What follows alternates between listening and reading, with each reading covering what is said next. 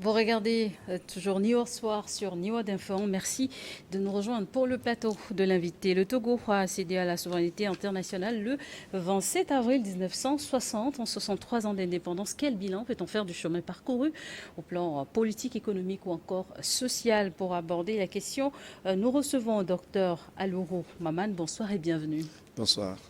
Vous êtes docteur en histoire contemporaine, enseignant vacataire au département d'histoire à l'université de Lomé. Ce jeudi 27 avril a marqué la célébration de la fête d'indépendance du Togo. En tant qu'historien, dans quel état d'esprit êtes-vous? Merci beaucoup et merci beaucoup à la chaîne de télévision New World qui nous offre cette C'est opportunité. un plaisir de vous recevoir. Merci d'évoquer cet point de l'histoire contemporaine de notre cher pays et d'expliquer un peu la lanterne des compatriotes sur effectivement ces faits-là. Bon, et il faut dire que ça fait 60 ans, et 63 ans plus tôt, 63 ans. que le Togo a accédé à sa souveraineté internationale. C'est un événement, mais également c'est le fait le plus marquant de l'histoire contemporaine du Togo, il faut le dire. Et après plus d'un siècle de domination coloniale, le Togo accède enfin à son indépendance. Il faut le rappeler, le Togo a été un protectorat allemand entre 1884 et 1914, jusqu'à la fin de la Première Guerre mondiale. Après la fin de la Première Guerre mondiale, il a été dominé par la France et la Grande-Bretagne en tant que butin de guerre. Donc, du coup, il a été, après avoir été protectorat, il a été condominium franco-britannique entre 1914 et 1920. Et après, il a été un territoire sous mandat de la SDN de 1920 à 1945. Et plus tard, territoire sous tutelle de l'ONU de 1945 à 1960. Entre le statut de mandat et de tutelle, il est administré par la France. Et après ce parcours-là de domination coloniale, dire que grâce aux luttes menées par les aïeux et les pères fondateurs et beaucoup d'acteurs de la lutte pour l'indépendance, celle-ci a été vraiment acquise et a été proclamée solennellement par le premier président de la République, j'ai nommé Sylvanus Olympio, le 27 avril 1960. Donc c'est un acte mémorable, c'est un fait, j'allais dire, le fait le plus marquant de l'histoire contemporaine du Togo. Ça mérite donc d'être célébré à chaque fois que l'occasion arrive le 27 avril. Ça permet de mettre les contemporains dans l'état d'esprit dans lequel la lutte a été menée, pour leur faire comprendre le sens du sacrifice que les aïeux ont mené pour que le Togo soit indépendant et que nous, les contemporains, nous naissions dans un État indépendant. Et également, ça cultive l'esprit de patriotisme auprès des contemporains. Donc, célébrer le 27 avril 1960, c'est un acte mémorable. Un acte mémorable pour nous rappeler les sacrifices faits par nos aïeux pour justement accéder à cette indépendance pour le pays. Mais quand la population, le citoyen lambda, quand on parle du 27 avril, pense à une festivité, est-ce que vous êtes d'accord avec lui? Je suis totalement d'accord avec lui. D'abord, c'est déjà bien que cette journée-là soit une journée chômée, fériée, chômée et payée. D'abord, ça attire l'attention des gens. Qu'est-ce qu'il y a? Et puis aujourd'hui, c'est férié. Donc les gens voilà, marquent une pause. Tout le pays s'arrête, ça marque une pause. Déjà, quand vous sortez dans la ville, dans les grandes villes du pays, et notamment à Lomé, le décor, le pavoisement, ça s'annonce qu'il y a quelque chose qui se prépare. Donc les gens ont dans l'esprit que quelque chose se prépare et se demandent, pour ceux qui ne savent pas, et on leur dit que c'est la célébration, la commémoration de la fête de l'indépendance. Ça, c'est déjà bon. Et l'autre chose maintenant, c'est que les gens s'approprient le sens que véhicule la célébration de cette indépendance. Que les gens ne disent pas, c'est l'indépendance, c'est l'indépendance. L'indépendance a été acquise de haute lutte. La lutte n'est pas finie. La lutte aujourd'hui, ce n'est pas aller faire la même lutte que les gens ont fait dans les années 1940-1950. La lutte aujourd'hui, c'est de cultiver le sens du patriotisme, c'est de cultiver le sens du nationalisme, c'est défendre l'intérêt national au détriment de l'intérêt particulier. C'est le travail bien fait comme l'a dit notre hymne togolais, viens, bâtissons la cité. Et justement, vous recommandez s'approprier le contexte de célébration de la fête de l'indépendance, mais on se pose une question, est-ce que la nouvelle génération, est-ce que la jeunesse actuelle au Togo connaît et maîtrise cette histoire, ce parcours du pays? Et je vais dire qu'elle maîtrise. D'abord et déjà, est-ce que l'histoire est toujours enseignée? Si. Depuis le groupe mère jusqu'au secondaire, l'histoire est au programme, tout comme la géographie, c'est un programme d'histoire géographique qui est au programme, depuis le primaire jusqu'au secondaire. Maintenant, à l'université, ce sont seulement les étudiants qui se spécialisent en histoire. Comme vous d'ailleurs. Ou en géographie, ou peut-être dans certaines facultés des sciences sociales, notamment l'anthropologie, la sociologie et les lettres modernes, à la limite l'anglais, qui peuvent être enseignés, qui peuvent recevoir des enseignements en histoire. Mais ceux qui se spécialisent en histoire ou en géographie vont recevoir un enseignement beaucoup plus approfondi.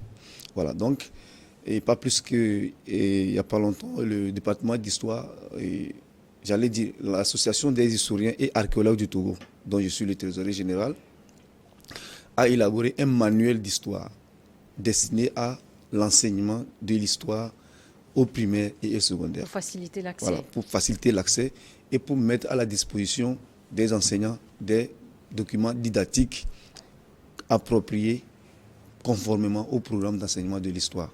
Donc l'histoire est enseignée et les historiens jouent également leur partition dans l'enseignement de cette histoire. Parce que les historiens, il faut le dire, ils établissent des savoirs savants. C'est-à-dire qu'ils écrivent des faits historiques, ils écrivent des documents historiques. Il faut transformer ces documents historiques en des manuels. Et c'est ce que l'association des historiens et archéologues du Togo, ARAT, a fait en 2015. Et le document est actuellement opérationnel sur le terrain. Alors, pensez-vous qu'après 63 ans de l'indépendance, le pays a progressé sur le plan social, politico-économique? Voilà. En termes de progrès, il n'y a pas de débat. Ce que le Togo était en 1960, il n'est pas comme ça aujourd'hui. Il n'est plus en 2023. Voilà. 63 ans après, on ne peut pas dire qu'il n'y a pas eu de progrès. Il y a eu des progrès sur tous les plans. Je rappelle que l'indépendance du Togo aurait pu être proclamée le 27 avril 1958. C'est-à-dire que c'est le 27 avril 1958, le Togo, en tant que territoire sous tutelle de l'ONU, a fait l'objet d'une élection au cours de laquelle les Togolais ont été amenés à se positionner ou à se prononcer sur un référendum qui consistait à dire oui ou non s'ils veulent que la tutelle de l'ONU continue. C'est-à-dire s'ils votent oui, ils veulent que la tutelle de l'ONU continue, donc ils veulent être toujours dominés. S'ils disent non, la tutelle de l'ONU prend fin et la France, qui était la puissance mandataire, également plie bagage et est part. Les élections du 27 avril 1958 ont donné non à la continuité de la tutelle du Togo. Donc la France devait dégager et l'indépendance devait être proclamée le 27 avril 1958. Mais elle n'a pas été ainsi. Pourquoi? Parce qu'en réalité, proclamer le 27 avril 1958 l'indépendance, c'est la proclamer dans la précipitation. Il a fallu qu'on mette sur pied un certain nombre d'infrastructures, notamment les routes et les bâtiments. Également les immeubles qui devaient être des immeubles qui devaient héberger les services publics d'un État vraiment indépendant. Donc, c'est dire qu'à l'indépendance, il n'y avait pratiquement rien. Mais aujourd'hui, il y a les infrastructures routières. Quand on parle des infrastructures routières, il y a un avancement spectaculaire. Quand on prend dans le domaine économique, purement économique, c'est vrai que ces dernières années, on a assisté à un certain nombre de crises mondiales. Oui, à une crise mondiale qui a abouti à la privatisation d'un certain nombre de banques. Sinon, à l'indépendance, le Togo avait par exemple la Banque du Togo, qui est devenue plus tard la BTD, même si elle a été plus tard privatisée, qui est devenue Orabank. Il y a la BTCI, il y a la SNI. Donc, il y avait un investissement qui a été fait. Il y a les phosphates qui ont été exploités, qui étaient exploités par un consortium français, la CTMB, et plus tard qui seront nationalisés à travers ce qu'on appelait l'OTP. Ça a permis au Togo, dans les années 1970-80, d'engranger des recettes économiques assez importantes qui ont permis au pays de se lancer dans un certain nombre de politiques développementaliste. Je vais parler par exemple, je prends l'exemple de l'agriculture. En 1977, on a lancé une politique agricole qu'on a appelée la Révolution verte. La Révolution verte, en réalité, consistait à moderniser l'agriculture, à faire passer l'agriculture de l'usage de l'énergie musculaire, c'est-à-dire la roue et la daba, vers l'usage de la mécanisation agricole.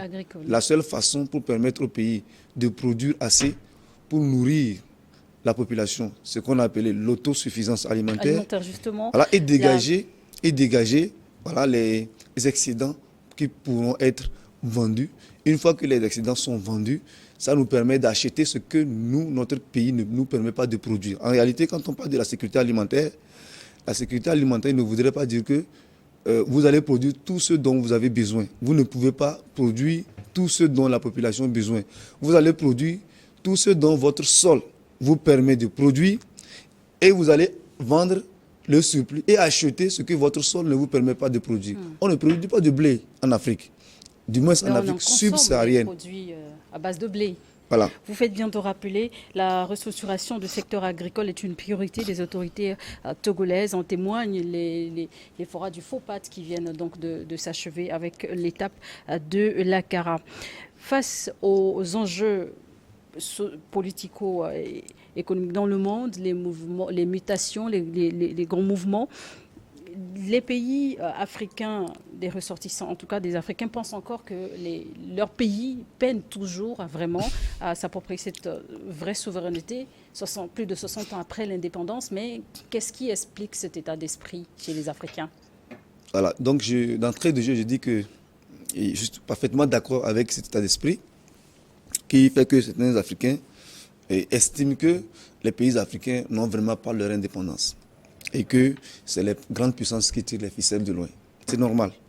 En réalité, nous sommes dans un monde où les pays les plus puissants essayent de sauvegarder leurs intérêts et ils agissent au gré de leurs intérêts. Et les pays les moins puissants, les pays faibles, les pays pauvres, c'est eux qui récoltent les pots cassés. C'est eux qui sont les pays qu'on doit manipuler, que les grandes puissances doivent manipuler pour pouvoir sauvegarder leurs intérêts. Donc c'est normal que les pays africains, l'Afrique qui est le dernier, j'allais dire, ça dit que quand on parle de pays développés, quand on parle de développement, on ne cite pas des pays africains. Quand on parle par exemple du commerce mondial, la marge du commerce mondial africain, c'est négligeable. Je donne l'exemple de l'Afrique doit davantage discuter sa place. Bien sûr. Avant de discuter sa place, la place se mérite. Il faut que nous-mêmes, nous développions un certain nombre de choses chez nous qui nous permettent de nous affirmer sur l'échiquier international. Quand on veut parler de l'Afrique, on parle de l'Afrique. Mais quand on veut parler des pays européens, on parle des pays européens un à un. Je donne un exemple. Il y a le grand acteur américain, noir américain qui s'appelle Morgan, qui dit qu'il ne comprend pas, je suis parfaitement d'accord avec lui, qu'on les appelle les Afro-Américains. Est-ce qu'on appelle les Européens américains? On dit les Franco-Américains, les Italo-Américains, ou bien les Anglo-Américains. Mais quand on veut parler de l'Afrique, on ne dit pas les Congolo-Américains ou les Togolo-Américains, on dit les Franco-Américains ou les Afro-Américains. C'est-à-dire que l'Afrique est minimisée. Donc il faut que l'Afrique discute sa place. Aujourd'hui, l'Afrique est le continent qui a le plus grand nombre de pays au monde. L'Afrique a plus de 50 États. Aucune élection internationale à l'échelle internationale ne peut se faire sans les voix de l'Afrique. Que ce soit sur le plan footballistique, aucun président de la FIFA ne peut gagner sans les voix de l'Afrique. Quand on veut voter à la tribune des Nations Unies, l'Afrique est le pays qui a le plus grand nombre de voix. Mais l'Afrique est le continent le moins représenté au Conseil de sécurité des Nations Unies.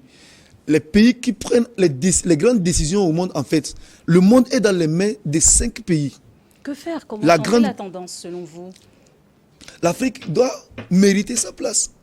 L'Afrique ne doit pas aller réclamer la place par force. Qu'est-ce que l'Afrique a comme contribution sur l'échiquier mondial? Mais l'Afrique, qu'est-ce que l'Afrique produit? L'Afrique est le continent qui consomme. On ne produit pratiquement pas en Afrique. Et l'Afrique, c'est le continent où la plupart des pays producteurs viennent déverser leurs produits. Je parle de la pêche internationale. Quand vous êtes un pays côtier, tout pays côtier a droit à un certain nombre de kilomètres de sa côte. On appelle ça les eaux territoriales. Après les eaux territoriales, après un certain nombre de kilomètres, il y a ce qu'on appelle la zone économique exclusive. Dans cette zone, aucun pays ne peut venir pêcher sans demander l'avis des pays côtiers. Mais après la zone économique exclusive, on appelle les eaux internationales. N'importe quel pays peut amener un bateau de pêche et faire la pêche là-bas. Combien de pays africains vont dans les eaux internationales pour faire la pêche? Est-ce qu'au Togo, actuellement, nous avons des industries de pêche? Nous n'en avons pas. Ce sont les pays puissants qui envoient les bateaux de pêche dans les eaux internationales, ils prennent ces poissons et viennent nous vendre. Les pays africains côtiers, est-ce qu'ils sont suffisants sur le plan de la production des produits de pêche? Non. Nous avons des défis à relever. Il faut qu'on relève ces défis avant de pouvoir réclamer notre place sous le soleil. On ne peut pas aller réclamer la place sous le soleil avec la gueule, mais avec des faits concrets sur le terrain. Nous avons du pain sur la planche. Vous donnez raison, selon vous, à ceux qui pensent que plus de 60 ans après, les pays africains ne sont pas toujours véritablement indépendants. Les pays africains, tout comme les pays les plus faibles dans le monde, sont l'objet de manipulation par les grandes puissances. Et nous n'allons pas aller dire aux grandes puissances de cesser de nous manipuler, c'est à nous de prendre nos responsabilités. Donc, tant que les grandes puissances vont toujours chercher à sauvegarder les intérêts, les petits pays vont faire les frais.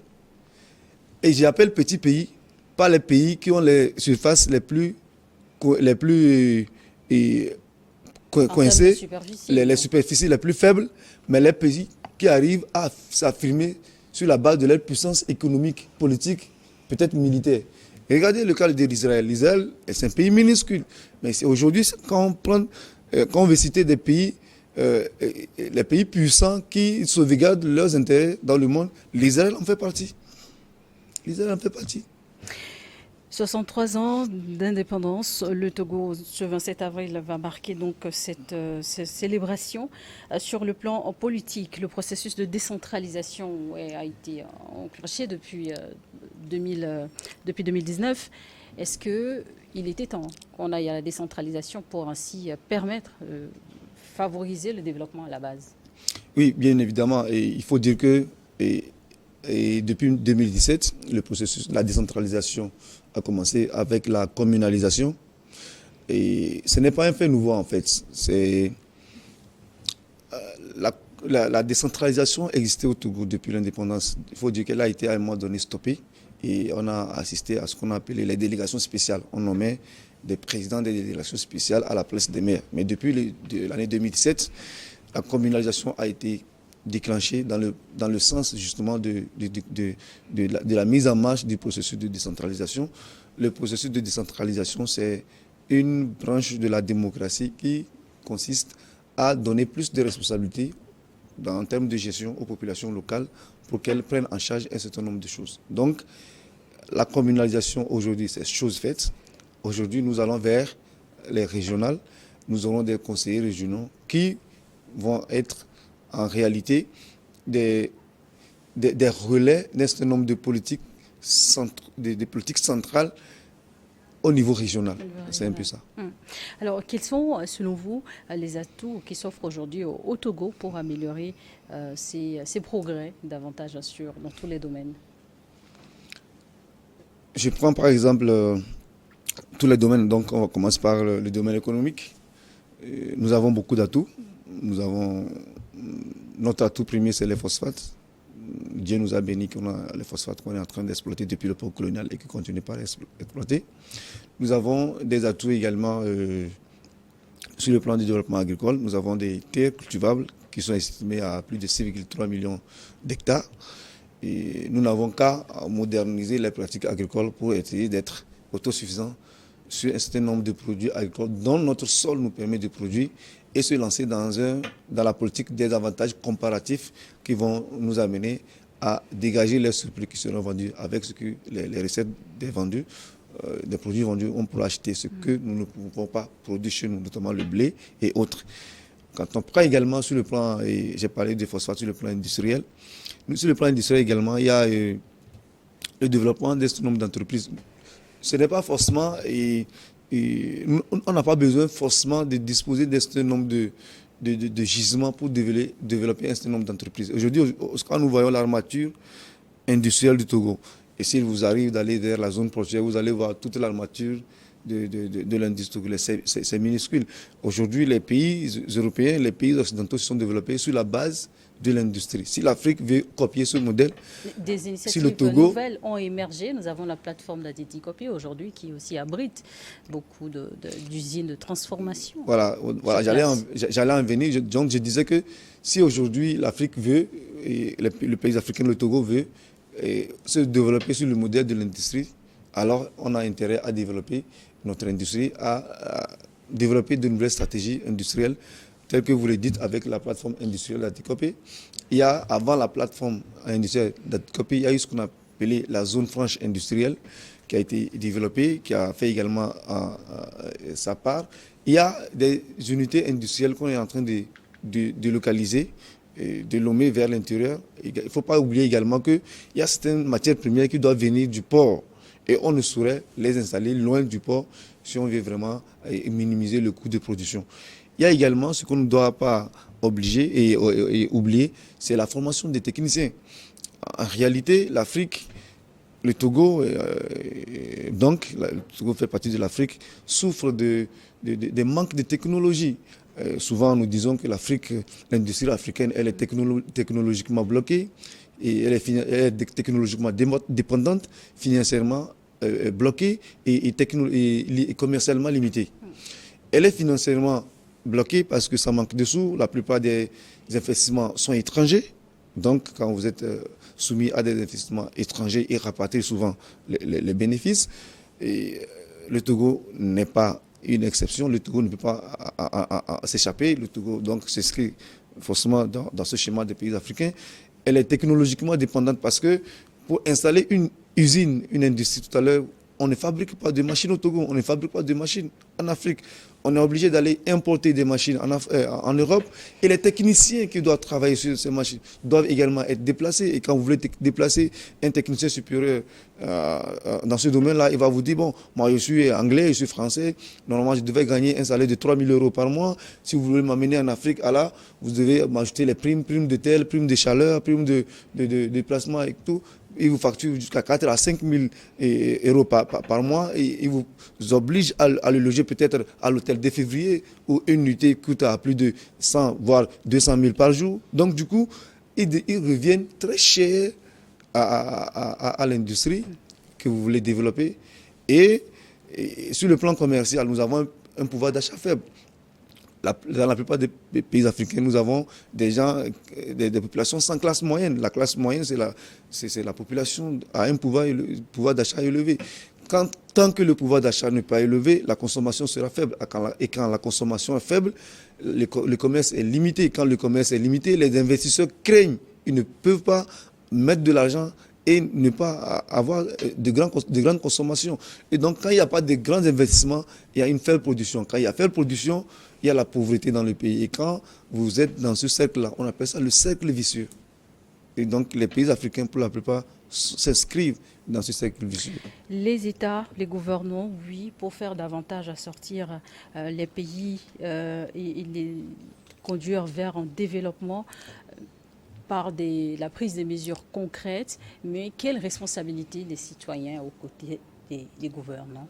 Les citoyens jouent une part de responsabilité assez grande parce que on a l'impression qu'en Afrique, on peut prendre l'exemple du Togo, on manque un peu le sens du patriotisme et du nationalisme quand on voit des gens qui ne sont pas prêts à aller au sacrifice suprême quand il s'agit de l'intérêt de la nation. Donc, on peut beau développer, on peut beau construire des immeubles et des infrastructures.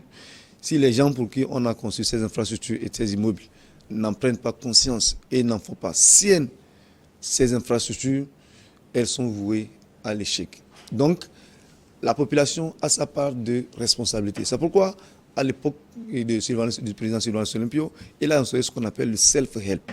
C'est-à-dire que la population devait s'aider elle-même, s'aider soi-même, le self-help.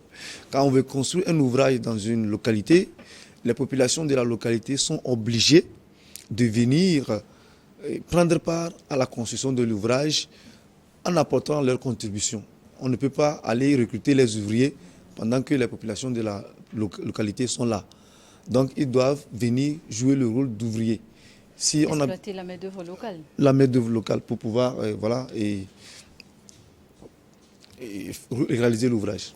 Eh bien, ce 27 avril, le pays va marquer son troisième anniversaire de son indépendance. Quel est votre message à l'endroit des Togolais et Togolaises, nos chers compatriotes?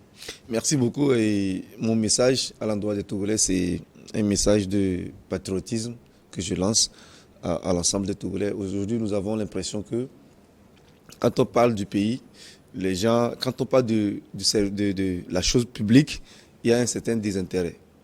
Donc, c'est une invite que je lance à l'ensemble de tous les Togolais de faire de la chose publique et une valeur à défendre à tout prix et qui doit passer de façon prioritaire avant les intérêts particuliers.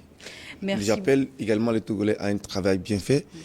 C'est l'agrégation du travail bien fait dans chaque secteur qui va être le résultat du développement de notre cher pays. Merci beaucoup d'avoir accepté répondre à nos questions. Docteur Alourou Maman, vous êtes donc docteur en histoire contemporaine, enseignant vacataire au département d'histoire à l'université de Lomé. Merci et bonne commémoration de l'indépendance. Tout le plaisir est pour moi.